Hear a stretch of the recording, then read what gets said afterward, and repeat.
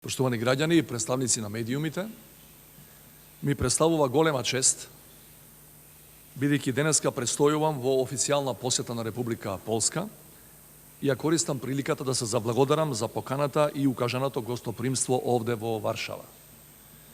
Со председателот Дуда имавме искрен и содржаен разговор, на кој констатиравме дека Република Северна Македонија и Република Полска одржуваат пријателски односи, со постојан политички диалог, со растечка економска соработка и со обострана заложба за јакнење и унапредување на соработката во сите области од заемен интерес.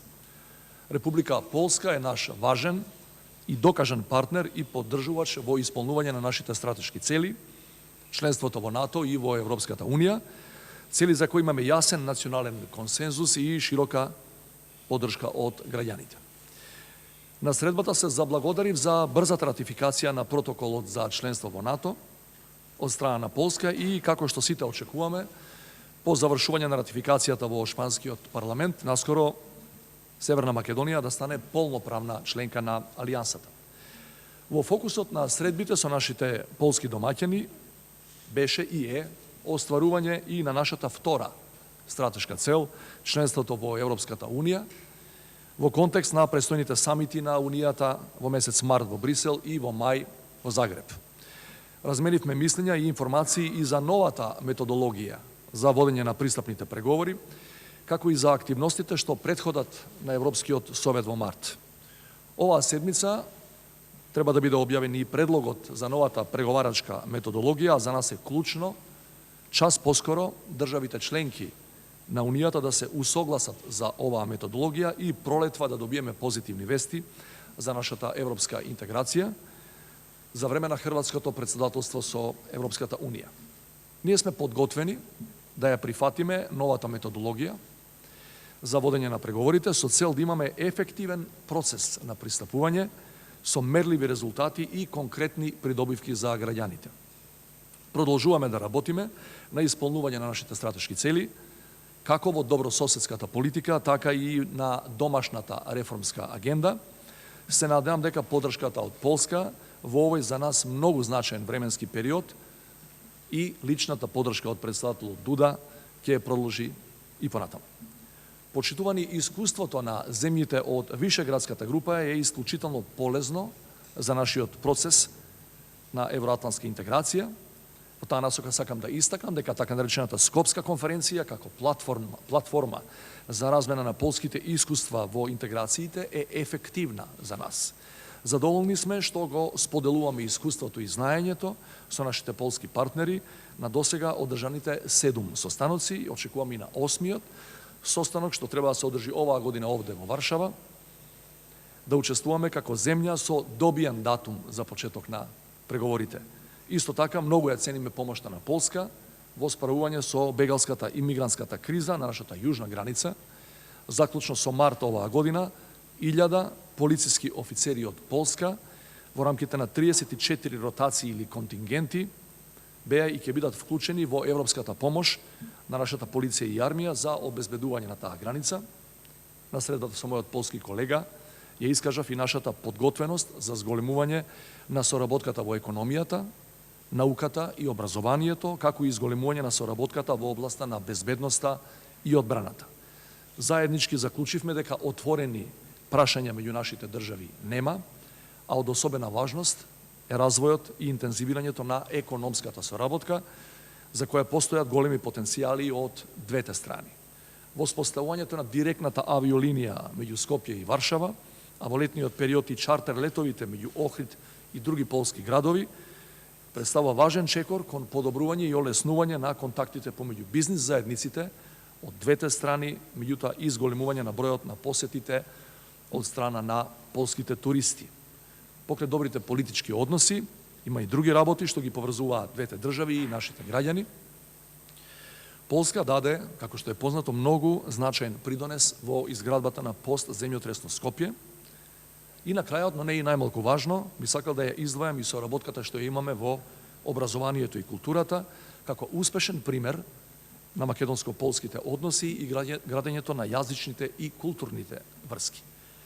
Сакам тука да ја споменам соработката на македонските и полските слависти во рамките на лекторатите по македонски јазик во Полска, но и катедрата за полски јазик и книжевност при Филолошкиот факултет Блаже Коневски, при Универзитетот Кирил и Методи во Скопје и меѓународниот семинар за македонски јазик, литература и култура, што секоја година традиционално се одржува во Охрид, особено минатогодишното одбележување на 65 годишнината од студиите по полонистика во Скопје. На крајот дозволете ми уште еднаш да се заблагодарам на гостопримството овде во пријателска Варшава, како што и доликува на две пријателски и европски држави. I благодарам. Dziękuję panie prezydencie i proszę pana redaktora Cegielskiego. Благодарам, господин председателе. Ве молам редактор Цегелски да постави прашање. Би сакал да прашам. Pana zdaniem może to nastąpić i tym samym kiedy Macedonia może już... За господин председател Пендаровски, спомнавте за проблемот со Шпанија. Кажавте дека дали имавте прилика да се сретнете со председателот на Франција за време на вашата посета на Варшава?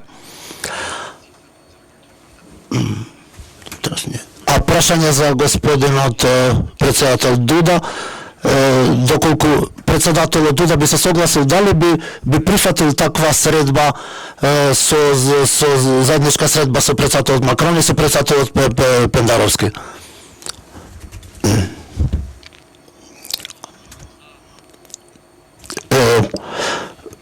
Кон НАТО алијансата.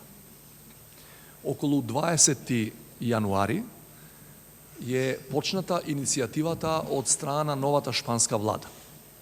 Уверувањата од нашите шпански пријатели се дека целата процедура на усвојување на пристапниот протокол за НАТО во двата дома на шпанскиот парламент треба според нивните прописи, според нивниот устав да заврши за околу 45 дена.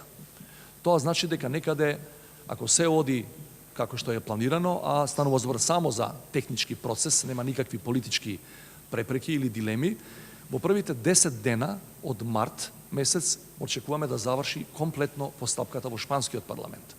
После тоа станува збор само за една гола, би ја нарекол, техника во нашиот парламент во Скопје, да го ратификуваме и ние тој пристапен протокол и практично со тоа завршува. Значи, мислам дека оптималното сценарио за нашето облегување во алијансата е околу месец април. За другата наша стратешка цел за Европската Унија, сега, од кога сум јас пристигнал во Варшава, немав прилика да се видам со председателот Макрон. Јас сум денеска во Варшава, тој е денеска во Краков, колку што знам, на Јагелонскиот универзитет. Меѓутоа, јас имав средба со него во октомври минатата година во Париз, на кој разговаравме за нашето портфолио и за нашиот обид да почнеме конечно со преговори со Европската Унија после 15-16 години со статус на земја кандидат. И имав со него куса средба на маргините на форумот во Ерусалим пред 10 денови, кога се одбележуваше 75 години од ослободувањето на Аушвиц-Биркенау логорот. Не би сакал да навлегувам во детали, меѓутоа она што ми беше речено на таа моја последна средба, куса средба со председателот Макрон, мислам дека пораките овој пат се многу по-позитивни кои доаѓаат од Париз кон нас и кон регионот генерално, отколку што беа во октомври минатата година.